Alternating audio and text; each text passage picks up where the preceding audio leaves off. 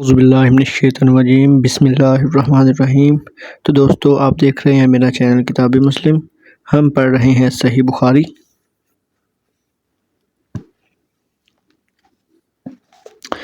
تو دوستو آج کی جو ہماری حدیث کا باب ہے، اگر جمعہ کی نماز میں کچھ لوگ امام کو چھوڑ کر چلے جائیں تو امام اور باقی نمازیوں کی نماز صحیح ہو جائے گی۔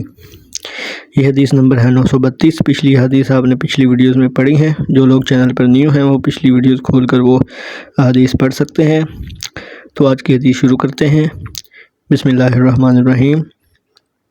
ہم سے معاویہ بن عمرو نے بیان کیا، کہا کہ ہم سے زائدہ نے حسین سے بیان کیا، ان سے سالم بن ابی جعد نے، انہوں نے کہا کہ ہم سے جابر بن عبداللہ رضی اللہ عنہ نے بیان کیا کہ ہم نبی کریم صلی اللہ علیہ وآلہ وسلم کے ساتھ نماز پڑھ رہے تھے، اتنے میں غلہ لادے ہوئے ایک تجارتی قافلہ ادھر سے گزرا، لوگ خطبہ چھوڑ کر ادھر چل دیے، نبی کریم صلی اللہ علیہ وآلہ وسلم کے ساتھ کل 12 آدمی رہ گئے۔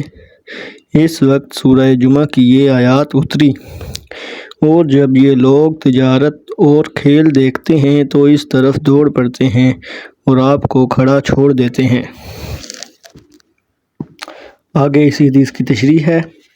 ایک مرتبہ مدینہ میں غلہ کی سخت کمی تھی کہ ایک تجارتی قافلہ غلہ لے کر مدینہ آیا۔ اس کی خبر سن کر کچھ لوگ جمعہ کے دن عین خطبہ کی حالت میں باہر نکل گئے۔ اس پر یہ آیت مبارکہ نازل ہوئی۔ امام بخاری رحمۃ اللہ علیہ نے اس واقعے سے یہ ثابت فرمایا کہ احناف اور شوافیہ جمعہ کی صحت کے لیے جو خاص قید لگاتے ہیں وہ صحیح نہیں ہے۔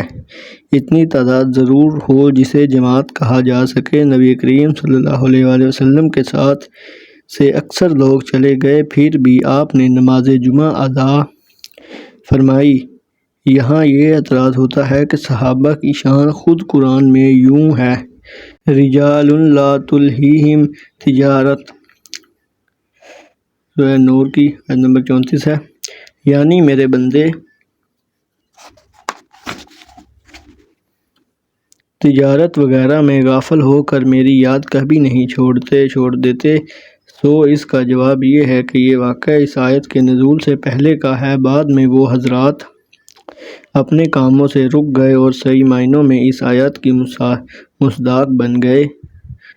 صدق اللہ العظیم۔ تو دوستو یہ تھی آج کی حدیث جو آپ نے پڑھی۔